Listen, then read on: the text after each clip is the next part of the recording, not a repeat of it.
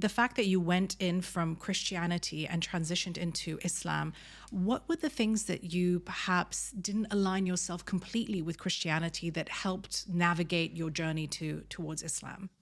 Actually, as a Christian, the deeper I got into my faith, the more questions I had. And I started to be a bit more confused as I was going along. I was going to Bible studies and going to church every Sunday. And I'm not saying that's what makes you religious. But as I went along, I started to have a lot of questions that were unanswered. Actually, the Quran started answering those questions for me, like questions about who is Jesus and is Jesus really God? And these kind of questions, I always had them on my mind. And also another question I had was, are Christians the only people that will get into heaven? And the Quran started answering those questions for me. And one thing that always confused me as a Christian was like, how can Jesus, peace be upon him, be God if he doesn't know what's going to happen to him on the crucifixion day? I was reading the Bible and it said that he was sweating blood because he was so nervous about what's going to happen. So I'm thinking to myself, if Jesus was God, then how is he nervous about what's going to happen? And from the other side, how can God die?